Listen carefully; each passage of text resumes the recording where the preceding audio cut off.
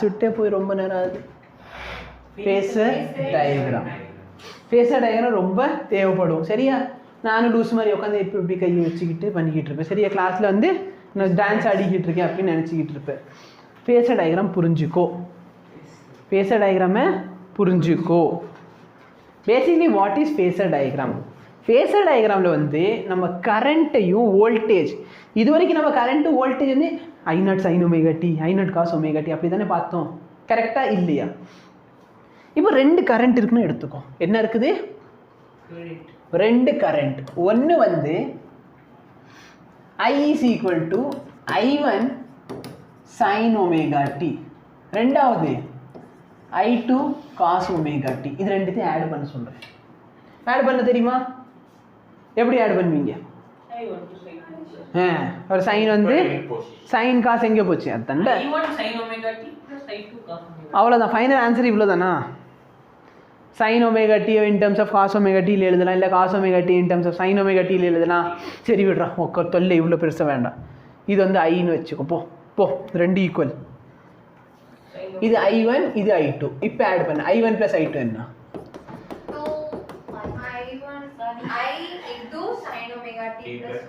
Very good. என்ன வருது? I into இதோட ஆன்சர் நீ படிக்கணுமா? இப்போ அடிஷன் பண்ணணும்ல. sin omega t + cos omega t final answer கொண்டு வரணுமா இல்லையா? இது என்ன ஃபார்மேட்டில் இருக்குது? sin a + cos b. கரெக்டாக sin a + cos a. Formula படிச்சிருக்கியா? 11th புக்கில் வெளுத்து போடுவேன். sin a + cos b formula இல்லையா உனக்கு? 2 sin of a + b by 2 cos of a minus b. அப்பல ஏதோ ஃபார்முலா இருந்துச்சா? எல்லாத்தையும் காலைல sin 3 θ வருது. டபுள் ஆங்கிள் 3 அப்புறம் டபுள் ஆச்சு. இந்த மாதிரி ஃபார்முலா படிச்சிருக்கியா? சரி, நல்ல பாரு, ரொம்ப சிம்பிள். காலைல இம்போஷன் எழுதுன பார்த்தியா? ப்ராடக்டை சம்மை எழுதுவோம். கரெக்டாக இல்லையா? சைன் இன்டூ காஸ் இருக்கும். அதை நீ எப்படி எழுதுவேன்? காஸ் ப்ளஸ் சைன், இல்லை சைன் ப்ளஸ் காஸ். ப்ராடக்டை சம்மை எழுதுவேன். சம்மை என்ன ஞாபகம் வந்து? ஃபார்முலா சொல்லு. சைன் அடிச்சேன்னு வச்சுக்கோ, எங்கே போய் விழுவேன். அப்போ நல்லா பாரு, ட்ரிக்னாமெட்ரி நம்மளுக்கு கெக்க முக்கா. கரெக்டாக இல்லையா?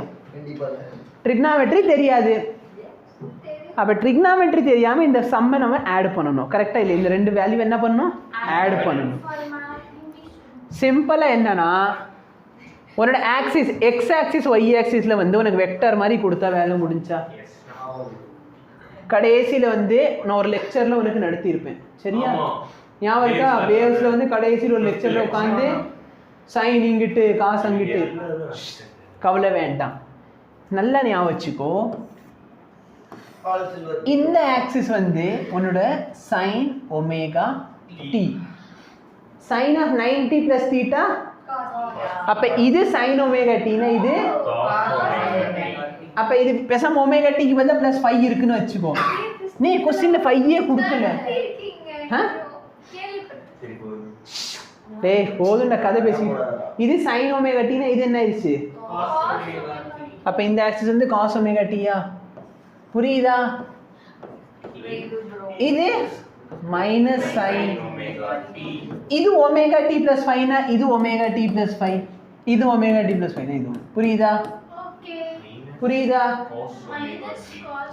மைனஸ்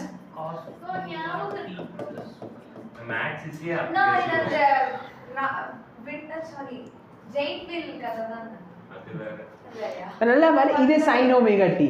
நான் சைன் ஒமேகா டி கூட ஆங்கிளை ஆட் பண்ணுறேன். அப்போ நான் மேலே போகிறேன்னு அர்த்தம். சப்ராக்ட் பண்ணுறேன்,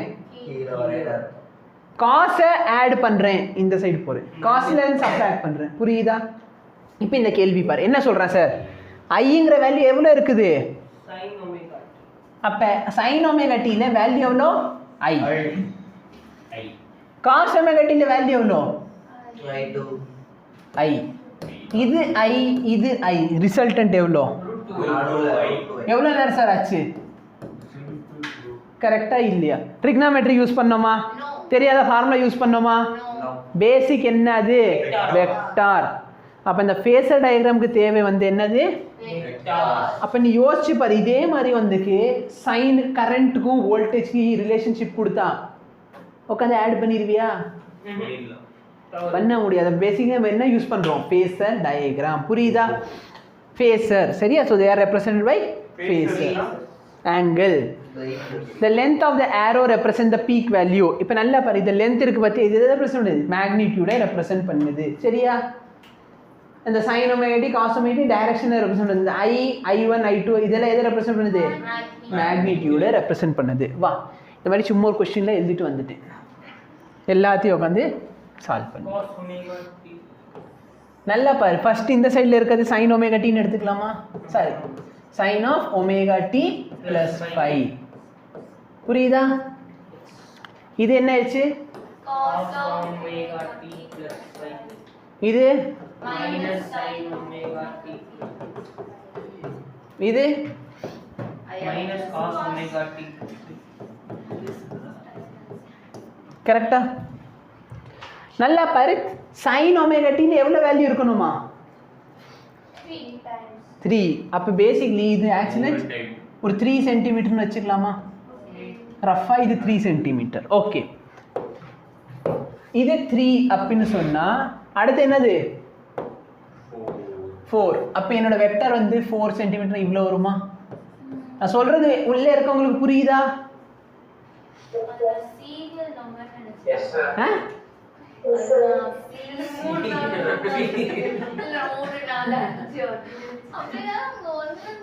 சரியா? நெக்ஸ்ட் பாரு, sin omega t plus phi கூட எவ்வளோ ஆட் பண்றேன்? 90 டிகிரி ஆட் பண்றேன். எங்க சார் போவேன்? இங்க வந்துருவேனா? அப்ப இது வந்து புரியலையா? அப்ப இந்த வேல்யூ 3. புரியுதா? அடுத்து 4 அங்கே தானே இருக்கு. sin of omega t plus phi ல இருந்து எவ்வளோ ஆட் பண்ணிருக்க? 90 டிகிரி. அப்ப இது எவ்வளோ? 4. கரெக்டா? இது எவ்வளோ sir? cos omega t. cos omega t plus phi எங்க இருக்கு? இங்க இருக்கு. இதுல நான் எவ்வளவு சப்ட்ராக்ட் பண்ணணும்? அப்ப நல்லா பார்த்தனா இந்த ரெண்டு வேல்யூ ஒரே வேல்யூ. கரெக்டா இல்லையா? படிச்சிருக்கோமா? 90 plus theta 90 minus theta sin of 90 minus theta cos theta. அப்ப இங்க பாரு, sin of 90 minus theta cos theta வந்துருச்சா? எஸ். அடுத்து இங்க பாரு, 3 cos omega t எங்க வருது? அப்ப இதை எழுதிக்கலாமா? இது 1 ன்னு. 4 cos omega t எங்க இருக்கு? புரியுதா?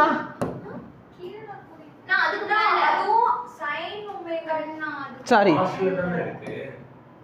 காஸ்ட்ல தானே இருக்குது. அப்ப கரெக்ட் தானே? வெயிட் பண்ணு, இதுக்கு மேல இதுக்கு இதுவா?